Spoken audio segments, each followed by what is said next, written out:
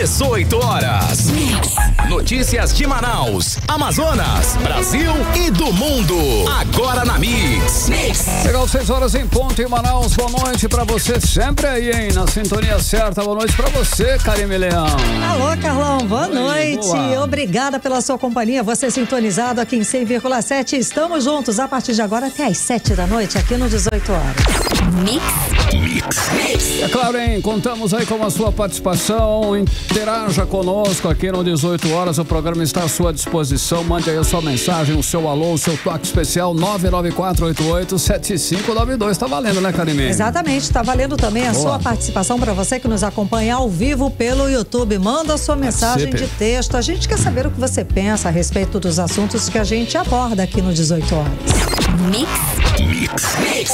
Começando com os destaques do dia. Chuva e vento ajudam a melhorar a qualidade do ar em Manaus. Quase 40% das terras indígenas já foram afetadas por seca severa ou moderada. Amazonas fica abaixo da média nacional no Índice de Desenvolvimento da Educação Básica, o INDEB. Enquanto isso, Manaus subiu 9 posições no Índice da Educação Básica. Legal, 6 e 2, valeu, obrigado pela sua presença aí em 100,7 no melhor mix do Brasil. Vamos juntos com esses e outros assuntos, hein? Os destaques desta quinta-feira, 15 de agosto de 2024 no ar para você, mais uma edição do 18 horas. 18 horas. Karime, olha só que bom, né? Tivemos hoje uma trégua daquela fumaça tóxica depois de 5 dias muito ruim. A qualidade do ar amanheceu de boa, a moderada, dependendo da área da cidade que você estava. Logo, às 6 horas da manhã, a qualidade do ar medida pelas estações era boa na maioria das zonas da cidade, de acordo com o sistema eletrônico Selva da Universidade do Estado do Amazonas, hein, Karime? Pois é, Carlão, isso foi possível graças à chuva de ontem. Ontem a gente chegou aqui a falar no 18 horas, entramos ao vivo, mostramos o aplicativo Selva. Já uma melhora, né? Logo depois da chuva, tava tudo verde. Manaus estava toda com ar ok, verde, liberado, maravilhoso. E logo depois, o que aconteceu? Teve os ventos, né? E outro fator que melhorou a qualidade do ar.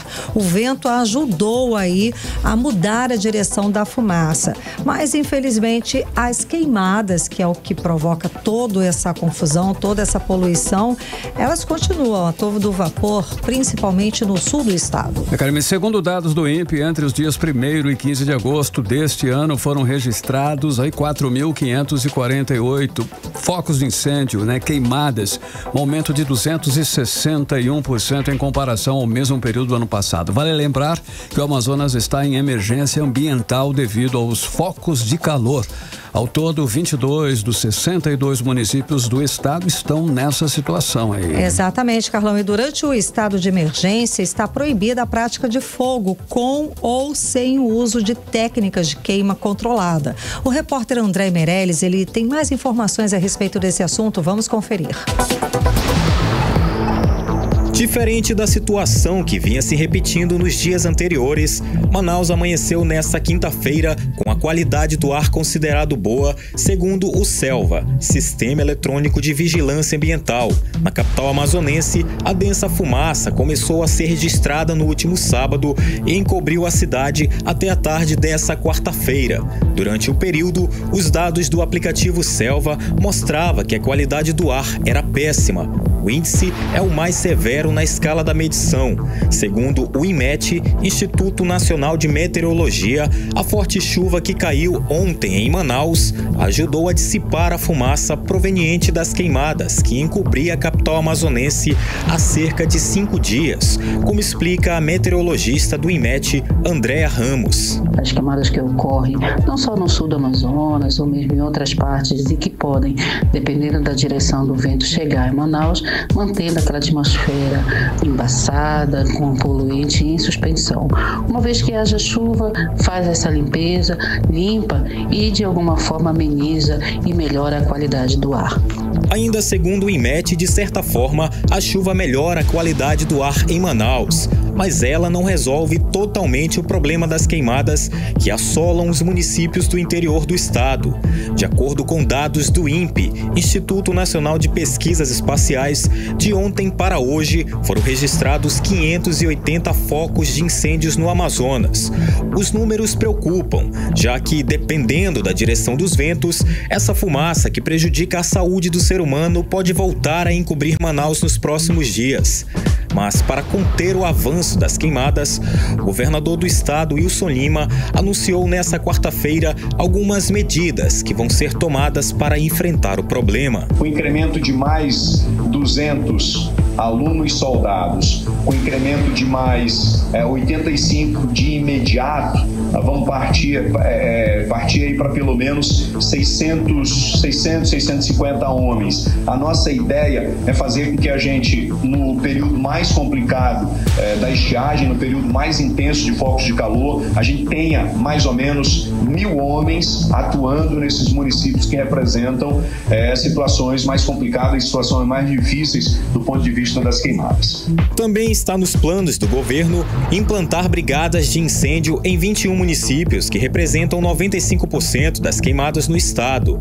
Para custear essa ação, o Ministério da Justiça liberou cerca de 21 milhões de reais. Parte dessa quantia vai ser destinada à instalação de caminhões adaptados com tanque de água. Só que esses veículos só devem ficar prontos em novembro. André Meirelles para o 18 Horas. Você está ouvindo 18 Horas. Carlão, tudo muito bonito, tudo muito planejado, só que quem salva a gente sempre é a chuva e o vento. Que a eficácia dessas medidas, a gente sabe que não é absolutamente nenhuma para a qualidade do ar. Acaba que é a chuva e o vento. São Pedro é que ajuda a gente. É divino senão processo. É o divino processo, porque fala-se muito, muito bonito, mas na prática é uma incompetência absurda, porque não conseguem debelar um foco de incêndio. Bom, vamos lá. Uma pesquisa internacional, Carlão, divulgada hoje, ontem, quarta-feira, revelou que as mudanças climáticas aumentaram em até 20 vezes na Amazônia Ocidental entre março de 2023 e fevereiro deste ano, as chances de ocorrência das condições favoráveis para incêndios florestais sem precedentes, um aumento nesses incêndios. Bom, e é claro, elevando as emissões de gases de efeito estufa, causando devastação ambiental, é claro que em todo mundo, sim, né, Karime, de acordo com a pesquisa, a temporada de incêndios na Amazônia Ocidental, que inclui os estados do Amazonas, Acre, Roraima e Rondônia, foi impulsionada por secas prolongadas ligadas ao El Niño, o famoso El Niño. Essas secas aí aliadas às condições meteorológicas explicam 68% dos incêndios. Claro que o desmatamento também teve aí uma grande e significativa influência, hein? 18 Horas. Olha, quase 40% das terras indígenas já foram afetadas por seca severa ou moderada, aponta o Centro Nacional de Monitoramento e Alerta de Desastres Naturais. No último mês, foram contabilizadas aí 32 áreas ao todo de terras indígenas em seca extrema, nível mais alto da classificação do órgão. E nas aldeias do Médio Rio Solimões, além da navegação comprometida, a preocupação é com a alimentação. Os rios e lagos estão cada vez mais secos e sem peixe, como explica a repórter Odiné Araújo. Em todo o Brasil, 404 cidades estão em condições de seca extrema, segundo o Índice Integrado de Seca, que usa dados divulgados pelo Centro Nacional de Monitoramento e Alertas de Desastres Naturais, o CEMADEM. O número é 4 vezes maior do que em junho e 40 vezes maior do que o registrado no mesmo período do ano passado, quando apenas 10 municípios foram classificados dessa forma. As regiões mais afetadas incluem incluem Amazonas, Mato Grosso, Pará, Mato Grosso do Sul, Goiás e São Paulo. A intensificação da seca é principalmente devido a pouca chuva nessas regiões. Por conta disso, o CEMADEM emitiu alerta de agravamento de seca em diversas regiões do Brasil, com destaque, entre outros estados, para o Amazonas. O CEMADEM também alerta que cerca de 38% das terras indígenas estão potencialmente em condição de seca severa ou moderada. No último mês, foram contabilizadas 32 áreas de terra indígenas em seca extrema, que é o nível mais alto da classificação do CEMADEM. De acordo com o CIMI, o Conselho Indigenista Missionário, órgão vinculado à CNBB, Conferência Nacional dos Bispos do Brasil, nas terras indígenas do Médio Rio Solimões e afluentes, por exemplo, a situação começa a ficar desafiadora. O missionário Raimundo Freitas, do CIMI de Tefé, que atende os povos Cocama, Cambeba, Ticuna, entre outros, diz que o principal entrave está na navegação. A situação nos territórios, nas suas aldeias, começa a se complicar, porque em toda a região amazônica, e aqui na região do Médio Solimões não é diferente, o meio de locomoção e transporte são vias fluviais, os rios e igarapés, e com isso, com a seca, que já se estende, começa a trazer dificuldade para esta questão dessa situação, do transporte, da ida e vinda dos comunitários à sede do município. Isso complica também já um pouco na questão do atendimento à saúde, o deslocamento das equipes de saúde que é feita via fluvial. As aulas também começam a ficar comprometidas nos Solimões devido à dificuldade no transporte fluvial. Mas o que mais preocupa as comunidades indígenas agora, segundo o missionário Raimundo Freitas, é a alimentação. Essa seca afeta eles pela questão da garantia do alimento, Seus lagos ficam muito distantes, o rio que pesca secou. E isso tudo afeta gradativamente a vida e o dia a dia dessas comunidades. O que ainda não vemos é a ação por parte do governo, dos municípios, principalmente aqui nessa região, que eu acho. O que entendemos é que a ação deve ser preventiva, antes que a seca se torne tão forte. De acordo com o CEMADEM, a situação de seca em vários municípios do Amazonas vem desde 2023 e desde julho desse ano, 20 municípios amazonenses estão em emergência por causa da seca. A previsão do Centro Nacional de Monitoramento e Alertas de Desastres Naturais é de que os municípios afetados pela seca extrema saltem de 404 para 461 esse mês. Odneia Araújo para o 18 horas. Você está ouvindo 18 horas. São 6h13. Boa noite para você na sintonia certa. Olha, o Amazonas avançou no Índice de Desenvolvimento da Educação Básica, o IDEB, de 2023, mas ainda assim ficou abaixo da média nacional. Os dados foram divulgados nesta quarta-feira pelo Ministério da Educação. Carlão, e nos anos iniciais, o Amazonas apresentou 5,7 pontos. A média nacional é 6. Já nas séries finais do ensino fundamental, que é do 6º ao 9º ano, o estado ficou com 0,2 pontos.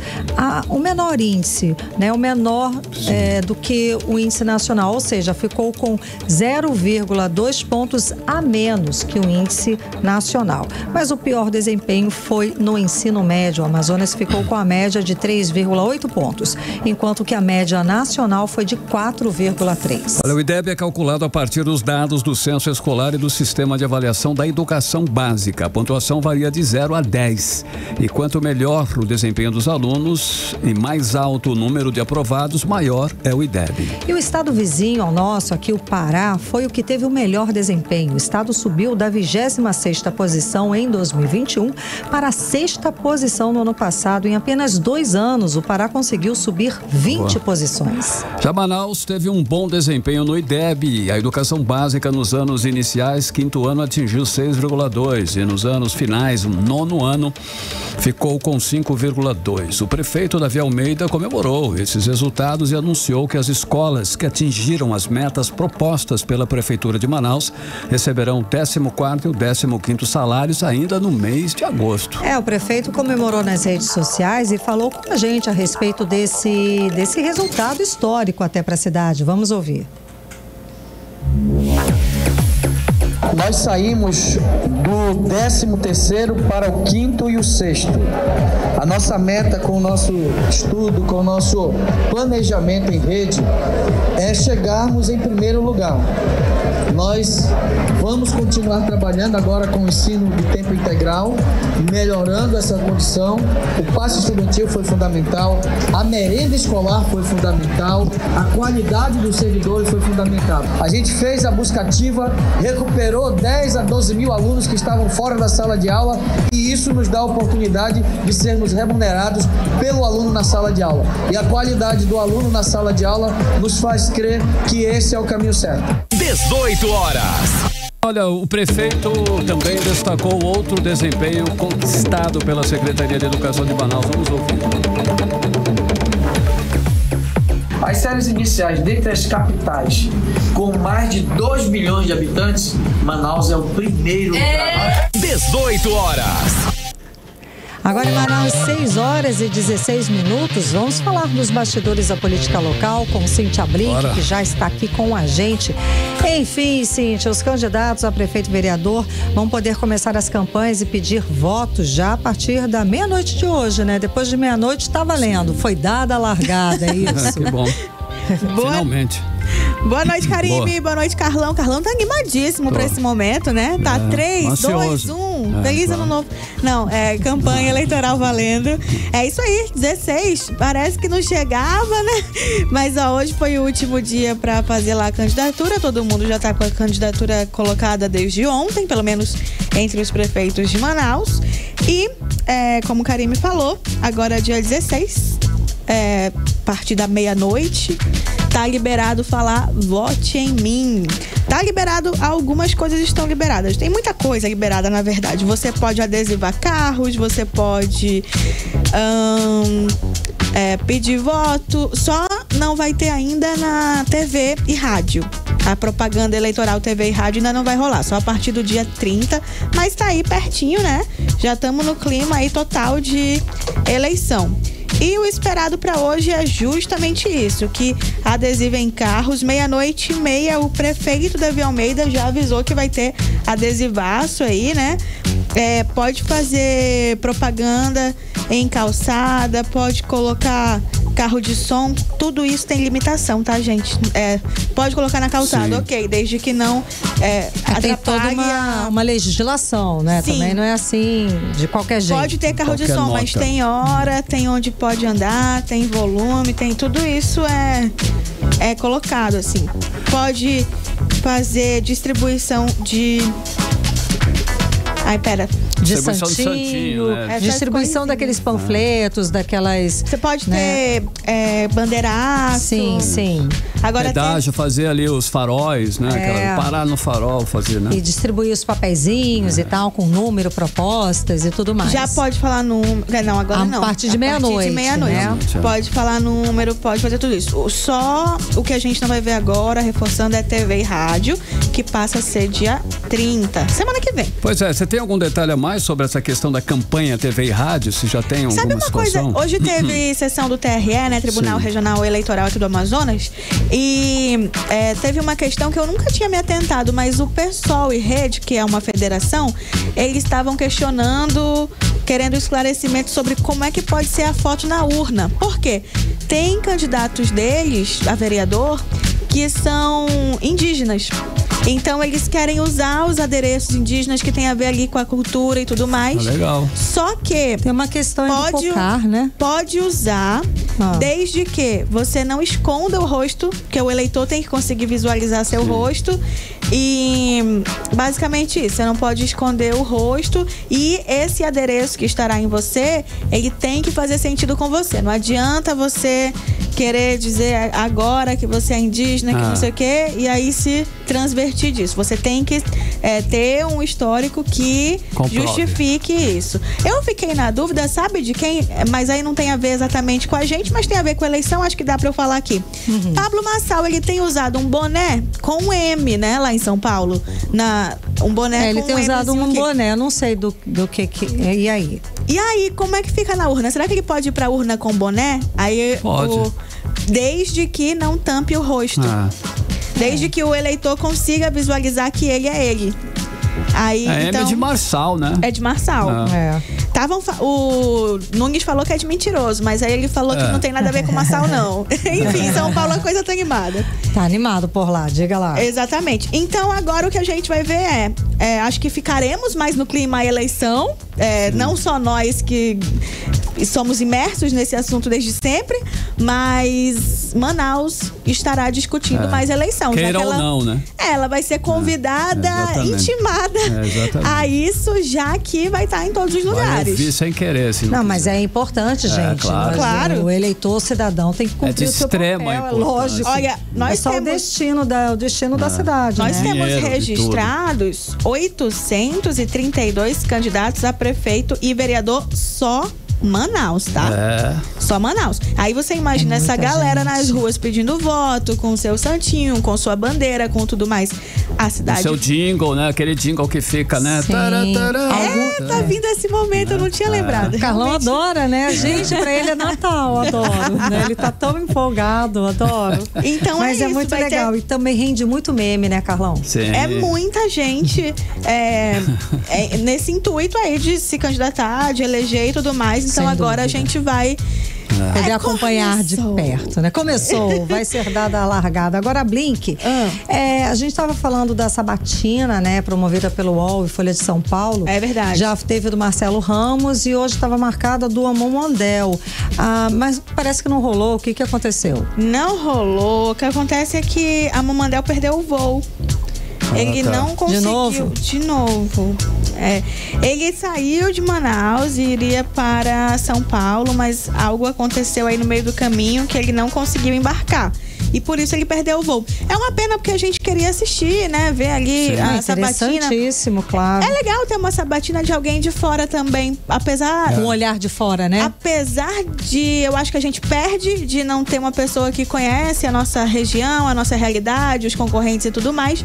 Mas fica ali uma entrevista bastante neutra, então, né? Já que não tá mergulhado aqui, perde aquele histórico de, mas no ano tal você tava com fulano, porque não viveu como a gente. Tanto. Mas eu acho legal o que você falou, um outro olhar, eu acho que soma pro eleitor ter mais informações até desse outro olhar, esse outro recorte mais amplo, de repente. Entretanto, a gente não teve essa oportunidade porque a Amon Mondel perdeu o voo. O Marcelo Ramos fez online, viu? A dele foi online. Teve algumas quedas, mas assim, nada normal da internet, da vida. A gente uma hora direto, né? Uma hora direto. E eles ficam mostrando o cronômetro na tela, assim. E quando caiu, parou, voltou o cronômetro. Então não houve nenhuma perda. Entendi. Mas a Amon quis ir presencialmente.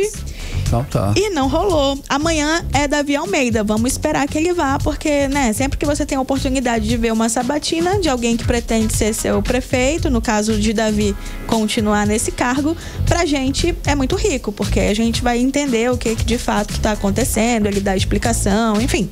Vamos torcer pra amanhã Davi Almeida não fugir da raia. Beleza. Blink, a convenção do partido do candidato Roberto Cidade, ele ainda está dando o que falar aí, né? Verdade. Começou dando. O que está acontecendo agora? O que houve? A convenção dele foi no dia 4 de outubro, né? Sim. Foi no penúltimo dia aí que podia fazer a convenção. E teve toda uma estrutura riquíssima, digna de quem tem 3 máquinas e tudo isso. E teve transmissão ao vivo, teve recortes desse momento aí da convenção, que juntou muita gente. Acho que foi a maior do Amazonas não, mas de Manaus certamente. Ele indica que tinham 30 mil pessoas ali. Enfim, o fato é que teve que retirar do ar essa transmissão. Não sei se já tirou, viu? Mas a decisão de retirar aconteceu sim. Por quê? Identificou-se ali, quem entrou com a ação foi a Federação de Amon Mondel. porque o juiz entendeu que houve sim pedido de voto, que houve uma propaganda antecipada, propaganda eleitoral antecipada. Então, foi por uma liminar dito que deveria retirar o vídeo do ar. Todos os 3 vídeos relacionados a esse momento da convenção. Ainda é só uma liminar, portanto, não se falou do mérito, como falam, né? Não se julgou exatamente o assunto, dá tempo do Cidade recorrer, dá tempo do Cidade ganhar essa. Mas, assim, sinceramente, quem usa rede social sabe que naqueles primeiros momentos o efeito que tinha pra fazer foi feito. Tirar do ar agora. Já era. Já compartilharam. Quem viu, já viu. Pronto. Mas voltar com isso é uma boa, até pra gente que é jornalista ter como recuperar ali alguma coisa, alguma fala, algo assim. Mas ainda a ideia é que agora retire o vídeo, mas cabe, a cidade pode recorrer, pode não perder esse momento que é importante ter ali também no histórico dele. Toda a produção, né, que foi jogada fora. Pois não é, menino? Que maldade. Tá ótimo, então, Blink. Muitíssimo obrigada pelas informações. Obrigada. Até amanhã. Amanhã eu volto com mais informação pra você. Vou contar o que aconteceu depois de meia-noite nessa cidade. Pois quem foi o primeiro? Qual o primeiro meme da eleição? O Davi também lá no UOL, né? Diga lá. Davi no UOL, é isso aí. Obrigada, até amanhã. Valeu, Blink. 6h25, você era o melhor mês do Brasil. 18 horas. Olha só, hein? Hoje acontece o lançamento da primeira edição da Expo Favela Manaus, promovido pela Central Única de Favelas, a CUFA, Karine. Exatamente, Carlão. É um evento de empreendedorismo voltado para os empreendedores da favela. O repórter André Meirelles está ao vivo lá nesse lançamento e conversa agora com a gente. Boa noite, André. Como é que tá a movimentação aí? Boa noite para você, Karime, boa noite, Carlão, boa noite aos nossos ouvintes ligados aqui na 100.7 ao vivo, isso mesmo. A gente tem aqui a Central Única das Favelas, que é o CUFA, né, aqui no Amazonas, está anunciando hoje, dia 15 de agosto, essa primeira edição da Expo Favela aqui em Manaus, né? Esse lançamento acontece nesse momento aqui na Impact Hub, que fica aqui na Avenida Efigênio Salles, no bairro Parque 10, na zona sul de Manaus. A gente está aqui nesse momento com o presidente da CUFA aqui no Amazonas, Alexei Ribeiro, e também ela, a vice-presidente Fabiana Carioca. Quem vai falar agora o que é, como funciona essa Expo Favela, é o presidente da CUFA, o Alexei Ribeiro. Muito boa noite. Conta pra gente como é que funciona. Boa noite, ouvinte. Então, o evento é um evento onde dá a oportunidade de que todo empreendedor de favela possa ter a visibilidade necessária para que ele faça com que o seu empreendimento cresça, para que ele possa demonstrar de fato a potência da favela. Muito bem, e a gente sabe que o objetivo é para dar, né, como você falou, visibilidade para essas iniciativas aqui no estado do Amazonas. Como a gente sabe que tem muitos empreendedores, né, aqui no estado do Amazonas, em favelas, como é o objetivo também desse evento, dessa concentração aqui hoje. Agora, Fabiana Carioca, conta pra gente qual a expectativa desse evento de hoje até o dia em que vai acontecer. Começa quando? Qual é o mês desse evento? Hoje é o nosso pontapé inicial como lançamento da Expo, mas a gente já vem trabalhando há mais de meses buscando esses empreendedores. Eu quero destacar que as inscrições elas estão abertas até o dia 30. Então você que é empreendedor aqui do nosso estado, se inscrevam, vai ser uma excelente oportunidade de visibilidade, de trazer o protagonismo do negócio, do empreendedor para o Brasil. Então, hoje é o pontapé inicial, mas a gente tem grandes expectativas para esse evento, para divulgar o norte, para mostrar as nossas referências, o potencial que tem o nosso povo. Esse dia 30 é agora, 30 de agosto? As inscrições já estão abertas e vão até o dia 30 de agosto. Conta pra gente como é que as pessoas que estão nos ouvindo nesse momento, os nossos ouvintes, podem fazer, onde é que eles têm que acessar, como é que eles têm que fazer? A inscrição tem um link da nossa bio, @ExpoFavelaAmazonas, e aí tem um link na nossa bio, clica e faz a sua inscrição, e a partir daí eu vou conversar com essas pessoas que estão fazendo a inscrição e conduzindo para essa trilha que é a jornada de inscrição e mostrar amostragem do seu negócio. E as etapas, como é que funciona após essa inscrição? Isso é muito legal. Nós estamos buscando mais ou menos 300 empreendedores. Desses 300, apenas 50 estarão conosco nos dias 3 e 4 de outubro no Vasco Vasco, expondo os seus produtos, os seus negócios. Do dia 1º de setembro até 30 de setembro, eles vão estar passando por uma curadoria com o time do Favela Hold, para saber monetizar, trabalhar o marketing, melhorar as suas apresentações. E aí eles ficam conosco nos dias 3 e 4 e continuam passando por essa jornada, porque daqui dos 50 sai o top 10 que vai para São Paulo. Então, no dia 1, 16 jurados anonimamente vão estar visitando os estandes e pontuando esses empreendedores. No dia 2, eles fazem a apresentação com uma grande banca de investidores e sai os 10 irão conosco nos dias 6 e 8 de dezembro para São Paulo disputar a Expo Nacional. E aí vem a grande cereja do bolo. Quem sair do Expo Nacional vai disputar o prêmio nacionalmente no programa É de Casa. Olha só, ainda tem a oportunidade de viajar para São Paulo, não é verdade? Exatamente. Viajar para São Paulo, ter a mentoria do Favela Hold, estar sendo acompanhado, e vale ressaltar exatamente isso. Nenhum empreendedor vai gastar absolutamente nada. Todos os custos serão custeados por nós da CUFA Amazonas. Ok, obrigado. Agora a gente vai continuar falando aqui rapidamente com o Alexei. Como que surgiu essa ideia e por quê? Então, a Expo Favela é uma ideia que foi criada dentro da Favela Hold, que é uma empresa que foi criada a partir da CUFA Amazonas, através do Celso Ataíde, que é o fundador. Então, a ideia é, de fato, levar o recurso para dentro das comunidades, para dentro das periferias, que a gente sabe que as favelas, elas são detentoras de muito recurso e muita potência de desenvolvimento. Então, a gente quer dar a voz e a possibilidade que eles se desenvolvam e que eles cresçam. Resumidamente, para quem ainda não entendeu o que é de fato a Expo Favela, as pessoas estão, como assim? Como é que eu posso me inscrever? Quem pode participar? Então, a Expo Favela é uma feira onde vão ter diversos empreendedores competindo entre si, mas também vão ter competições diversas para divertimento do público, além das palestras de pessoas renomadas que estão vindo para Manaus para poder abrilhantar o evento. E em breve a gente conta já alguns que já estão confirmados. Né? Já dá. Vamos dar esse spoiler? Vamos.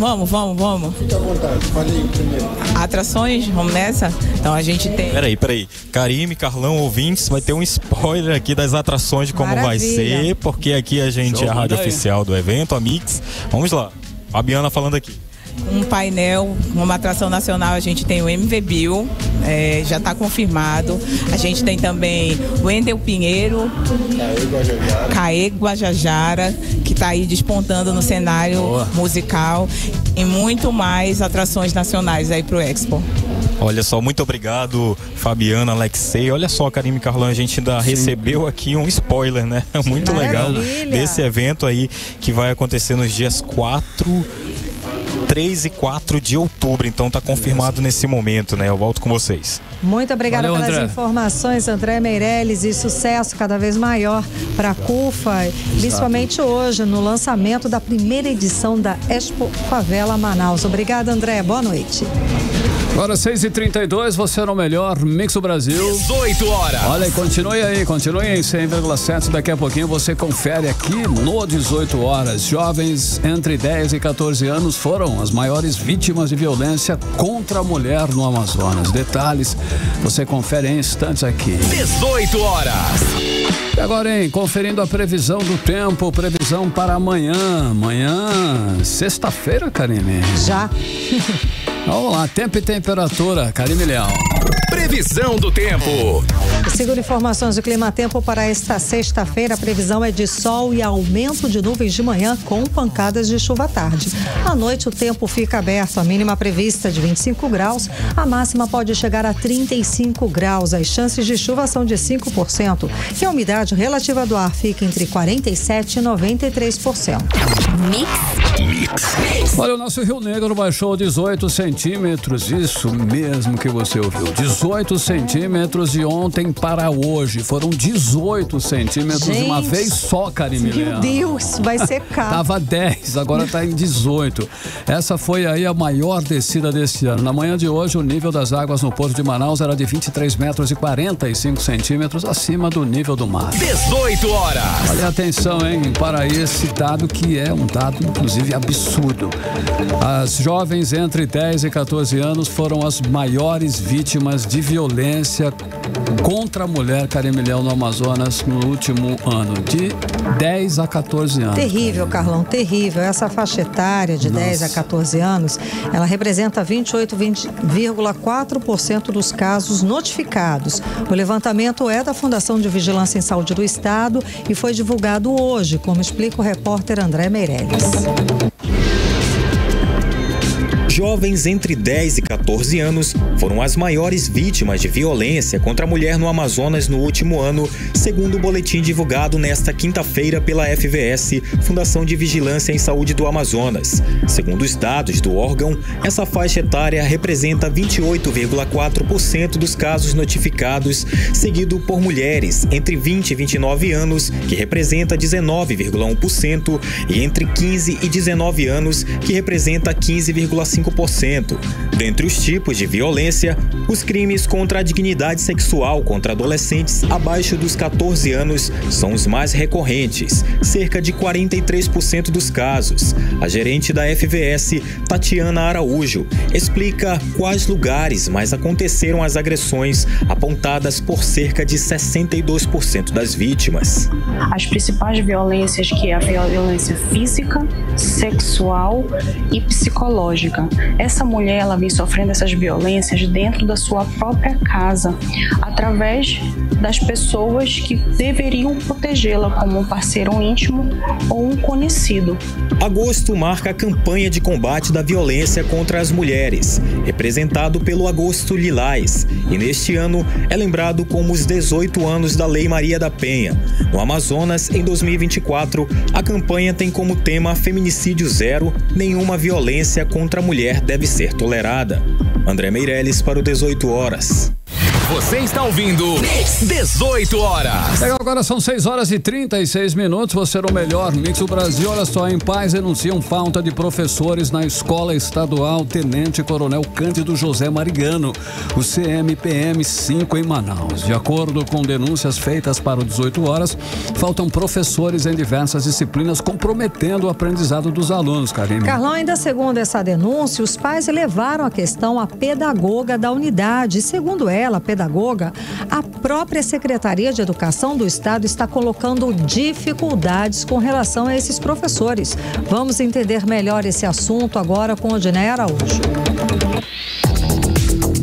A situação se arrasta desde o início do ano letivo. Segundo denúncias de pais de alunos do CMPM5, a Escola Estadual Tenente Coronel Cândido José Mariano, que funciona no Parque das Laranjeiras. Os estudantes do ensino médio, que têm sorte de ter professor em todas as disciplinas, no entanto, recebem conteúdos parciais, bem diferente do proposto na ementa das disciplinas. A denúncia é feita por um pai escolhido para falar em nome dos demais e que pediu para não ser identificado por receio de represálias. Já desde o início do ano que os alunos vêm reclamando que falta professor, às vezes tem professor na matéria, mas o professor muitas vezes se afasta por algum motivo de doença, ou quando vai trabalhar, quando os alunos ficarem lendo alguma coisa do livro e depois, enquanto isso, ficam em celular. A escola não cobra nada. Hoje, inclusive, falando com alunos da terceira série do ensino médio, nem chamada estão fazendo. A ausência de professores tem desanimado os estudantes, que muitas vezes vão para a escola para assistir apenas um tempo de aula, segundo o pai, que pediu para não ser identificado. Já não gosta mais nem de ir para aula, porque muitas vezes, muitos dias vai para aula e tem 2 dos 5 tempos de aula, tem 2, 3 tempos, às vezes nem isso, às vezes tem 2 tempos de aula. Ou seja, os alunos com conversando com vários alunos da primeira série, da segunda série, da terceira série do ensino médio, todos relatam a mesma coisa, que eles vão na pedagogia, os que querem estudar, né, reclamam, falam com a pedagoga, mas não adianta nada, ou seja, eles já se sentem até mesmo desmotivados por não ter retorno das reclamações perante a pedagogia. A SEDUC precisa entrar lá e entender o que está acontecendo, porque isso causa preocupação para os pais pela baixa qualidade de ensino que os alunos estão tendo, ou seja, é só pegar o material dos alunos, os livros que são comprados no início do ano e verificar muito pouca coisa feita nos livros. O 18 Horas entrou em contato com a Secretaria de Educação do Amazonas para saber sobre a denúncia, mas a SEDUC informou que os colégios militares, embora sejam estaduais, são coordenados pela Polícia Militar. A Polícia Militar, por sua vez, não se pronunciou sobre o caso até o fechamento da reportagem. Odneia Araújo para o 18 Horas. Você está ouvindo 18 Horas. Olha, cresce a busca por empréstimo com antecipação do FGTS, Fundo de Garantia por Tempo de Serviço para pagamento de contas do dia a dia. Isso segundo o levantamento do Mapa Serasa Crédito, Karine. Pois é, Carlão, e não é para comprar carro ou casa não, tá? É pro basicão mesmo, viu? São para as compras essenciais de supermercado e farmácia, gente. E quem explica mais sobre o assunto pra gente é o Rodrigo Soares. Vamos acompanhar. De acordo com o Mapa Serasa Crédito, levantamento mensal que estuda o cenário de crédito no Brasil, o mês de junho registrou um aumento na busca por empréstimos com antecipação do FGTS para pagamento de dívidas e contas do dia a dia. 27% afirmam que vão usar o dinheiro para compras de mantimentos no supermercado e medicamentos em farmácias. Essa modalidade revelou crescimento significativo de 7 pontos percentuais nos últimos 30 dias. Na sequência, o levantamento também revelou que para 23%, a antecipação do FGTS deve ser utilizada para despesas diárias. Já 21% vão usar para as contas básicas de água, luz, gás natural e telefonia. Mas segundo a economista Denise Kassama, é preciso avaliar bem a necessidade de usar esse dinheiro. Não é aconselhável porque realmente você acaba reduzindo o saldo e na hora que você vai precisar do recurso para comprar algo, ele vai estar com um saldo baixo e você pode não conseguir efetuar o seu consumo, né? Existem outras desvantagens também da gente ficar utilizando esse dinheiro esse recurso para compras básicas, por exemplo, né? Porque esse saque antecipado, ele incide juros, ele incide IOF e principalmente o saldo do FGTS fica bloqueado, você não consegue utilizá-lo enquanto o valor não for quitado. Então, é um recurso que é relativamente simples de ser utilizado, mas a gente recomenda sempre uma prudência para depois a gente não levar um susto na hora que vai falar agora vou comprar minha casa, vai olhar o saldo e ele foi dilapidado de tantos saques antecipados, né? É melhor a gente usar uma educação financeira, tentar encaixar o nosso orçamento dentro da nossa condição de recebimentos e evitar fazer esse tipo de empréstimo. Segundo o mapa de junho, 58% dos brasileiros que simularam crédito nesta modalidade buscam um valor de até R$500, faixa que registrou aumento expressivo de 10 pontos percentuais em relação a maio. O empréstimo com antecipação do FGTS é uma linha de crédito para quem tem dinheiro no fundo de garantia e aderiu ao saque aniversário. Nesse tipo de contratação, é possível antecipar até 10 parcelas do saldo liberado pelo governo. Rodrigo Soares para o 18 Horas. Você está ouvindo 18 horas. Agora em Manaus, 6h43. Vamos para Brasília? Bora, partiu Brasília. Vamos conversar com o nosso correspondente, o jornalista Carlos Eduardo Matos. Cadu, boa noite, Cadu. Vamos falar de um assunto difícil e polêmico. O ministro Flávio Dino suspendeu o pagamento das chamadas emendas impositivas, que é um dinheiro que os deputados federais e senadores podem indicar o destino, para onde que vão gastar.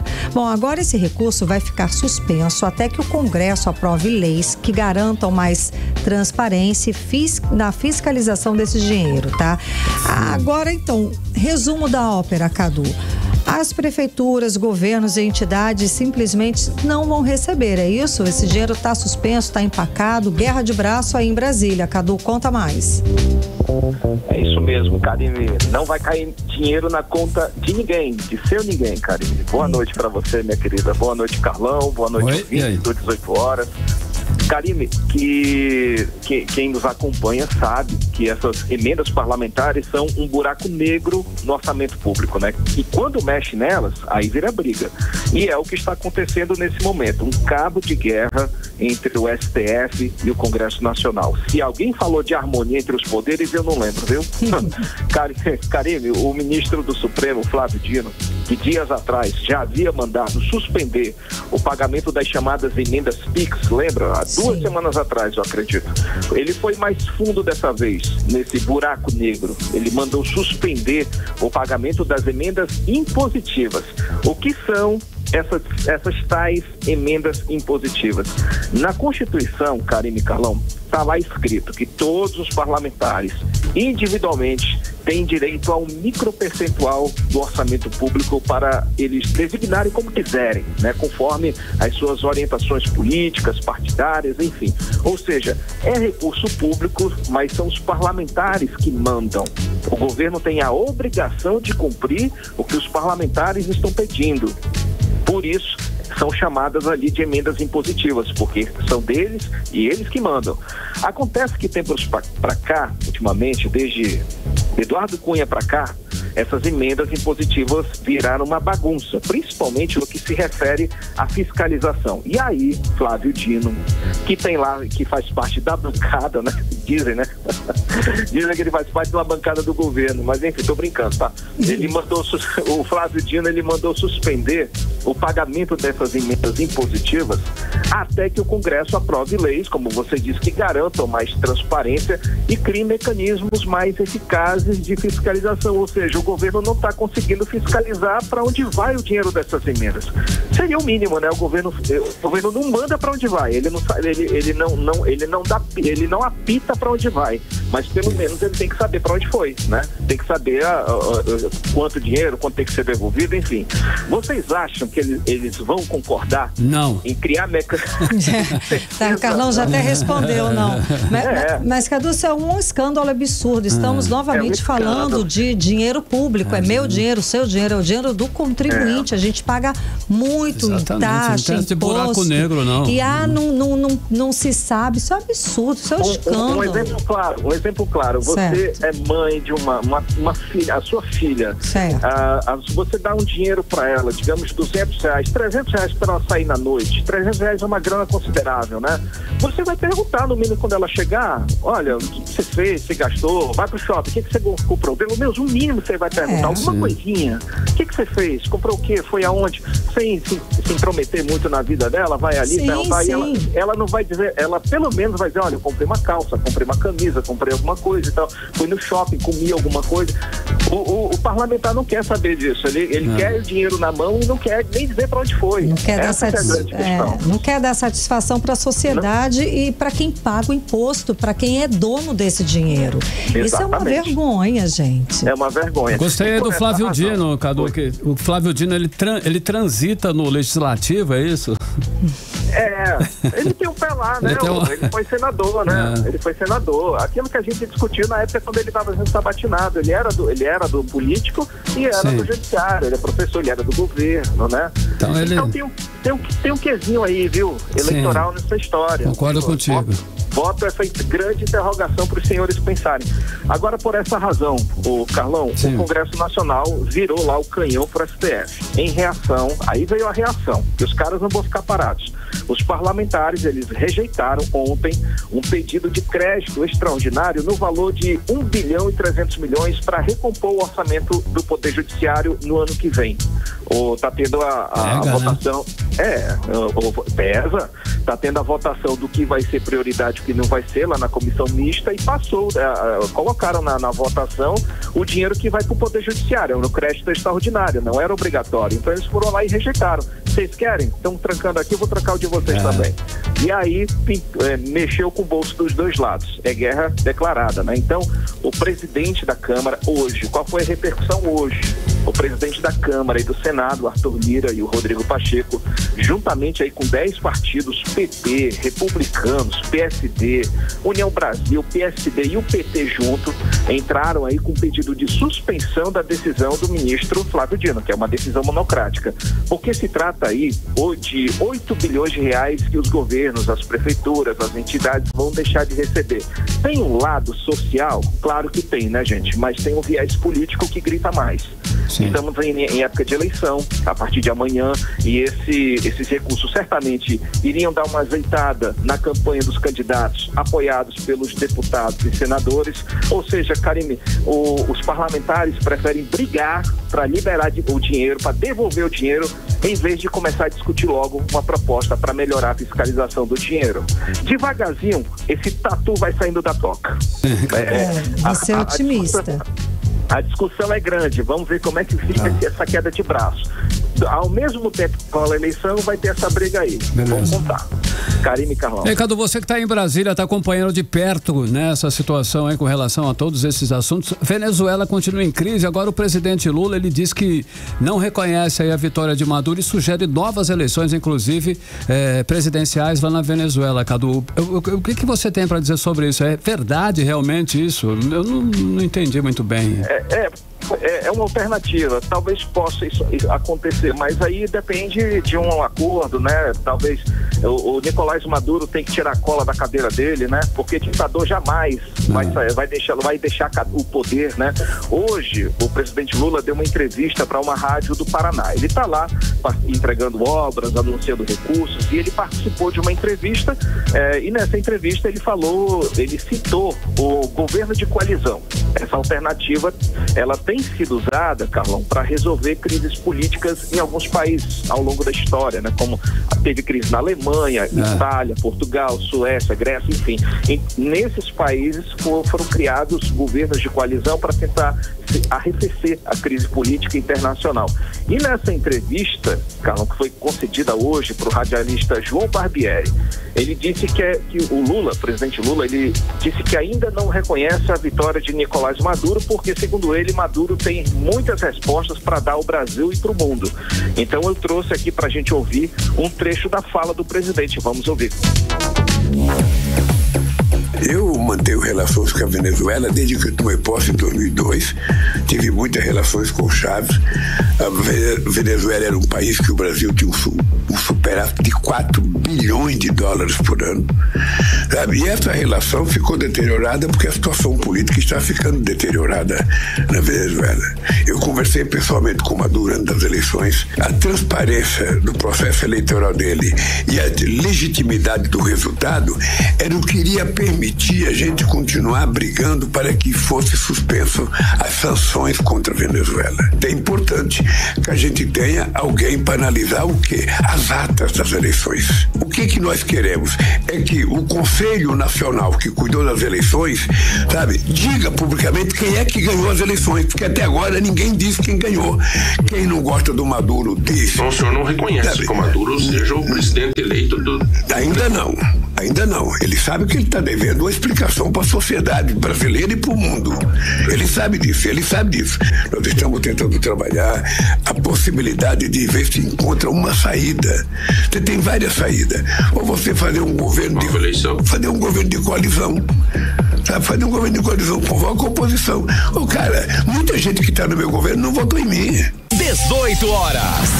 A gente acompanhou o trecho da entrevista concedida hoje pelo presidente Luiz Inácio Lula da Silva, onde ele fala, com todas as palavras, que ele não reconhece a vitória de Maduro e sugeriu aí novas eleições, um governo de coalizão. Cadu. É mais ou menos isso, não é bem isso. Ele não falou que não reconhece, ele falou que ele quer reconhecer ou não. Ele ainda não é. Mas no fim, o jornalista perguntou, ele falou, eu não reconheço. Mas ele ainda quer documento, ele ainda está esperando. Mas no momento ele disse, não reconheceu ainda, mas não reconhece. Continua neutro, né? Exatamente, ele está em cima do muro. Exatamente. Assim, não foi radical como os Estados Unidos ou outros, dizendo não reconhece, ponto. Longe. Não, sem dúvida alguma. Amigo, né? Amigo é amigo. Sem dúvida alguma. Ele está aguardando aí, lá, tá as atas. Não, ele está esperando essa história acabar e ele sair de fininho. Eu acho que é isso que o Lula está esperando. Ele não vai nem falar nem nada. Eu fico pensando no que isso vai dar, gente. Exatamente. No que isso vai dar.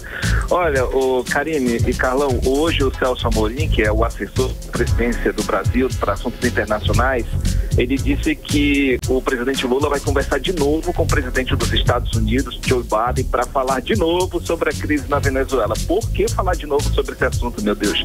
Já teve semana passada, não saíram do lugar e vão conversar de novo. E hoje, ele disse isso, o Amorim, numa reunião hoje na Comissão de Relações Exteriores do Senado. E nessa reunião, Karine, ele disse que o presidente Lula estaria impaciente com essa situação e reiterou que o governo brasileiro só vai reconhecer a vitória legítima de Nicolás Maduro depois que forem apresentadas as datas que confirmam os totais de votos para cada candidato. Isso aí. Blá, blá, blá. Já tá enjoando essa história e o governo tá cada vez mais se afundando junto com a Venezuela.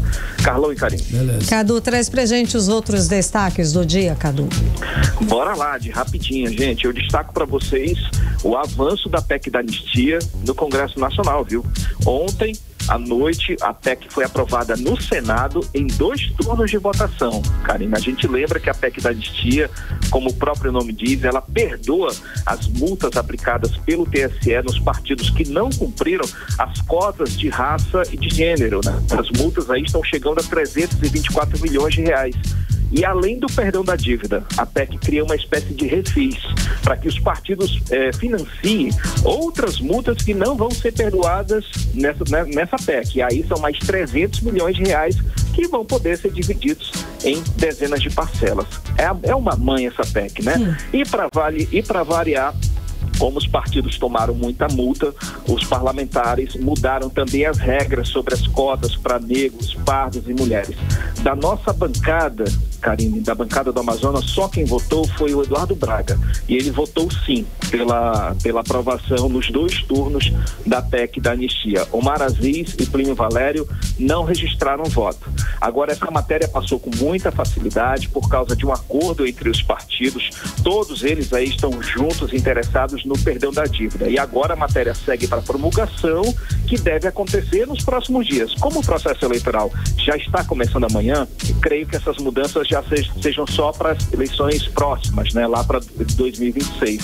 E mudando de assunto, viu? Ainda falando de Senado, hoje foi aprovado um projeto de lei que cria uma norma geral para concursos públicos. Atenção aí os concurseiros, a galera que está ouvindo notícia aí, a parte boa é que vai ser possível cumprir algumas etapas do concurso de forma online, exceto para cargos de magistratura, Ministério Público, Forças Armadas, enfim, pode ser, ainda não se sabe se vai ser a prova, quem vai definir isso é o governo, tá? Mas ótimo. Pode ser uma fase, entrevista, prova mais específica, enfim, tudo isso quem vai decidir é o governo ao sancionar esse projeto de lei. Obrigada, Cadu. Com você, gente. Beleza, até Cadu. amanhã. Tchau, tchau. Tchau, tchau. 6h56. 18 horas.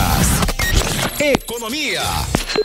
Agora, conferindo os indicadores econômicos de hoje, o dólar fechou em alta de 0,27% e fechou aos R$ 5,48. O euro também fechou em baixa de 0,09% e segue cotado aos R$ 6. O Bitcoin fechou desvalorizado em 3,02%, comercializado a R$ 314.185. O Bovespa fechou em alta de 0,66% aos 134.197 pontos. A inflação no mês de julho ficou em 0,38%, acima do índice de 0,1% registrado em junho. O resultado foi puxado principalmente pelo preço da gasolina, passagens de avião e energia elétrica. Mix Vamos agora conferir outros destaques do dia no Amazonas, no Brasil e também no mundo. Senado aprova PEC que anistia partidos e reduz verba para candidatos negros. Senado aprova projeto de renegociação de 700 bilhões de reais em dívidas dos estados. Amazonas é o terceiro estado brasileiro com menos dívidas junto à União. Força Nacional vai reforçar segurança no Amazonas no dia do concurso público nacional unificado. Desemprego cai 6,9% no Amazonas e mais 14 estados brasileiros. Agora em Manaus, 6h58. Seguimos direto para o Editorial 18 horas. Editorial 18 horas. Após as chuvas nas regiões próximas, Manaus amanheceu nesta quinta-feira com boa qualidade do ar. As chuvas apagaram a maior parte dos focos e incêndios e a consequência foi a queda brusca na quantidade de fumaça na capital do estado e em sua região metropolitana. A situação é mais uma prova de que são as queimadas criminosas que causam a piora na qualidade do ar em Manaus. Queimadas que ocorrem no estado e os governos mostram sua incapacidade de impedir. Foram as chuvas as responsáveis pela melhora da qualidade do ar. Também mostram como as chuvas são importantes para o equilíbrio do meio ambiente na Amazônia. Foram 5 dias de qualidade de ar muito ruim. E a esperança é que as chuvas retornem com mais força para que Manaus não volte a sofrer aí as consequências das queimadas. Queimadas que destroem a floresta e atingem em cheio a saúde da população. 18 horas. Agora 6h59, Karine. Carlão, um beijo pra você. Valeu. Até amanhã. Até amanhã, boa noite. Você ouviu 18 horas. As notícias do Brasil e do mundo. De volta amanhã.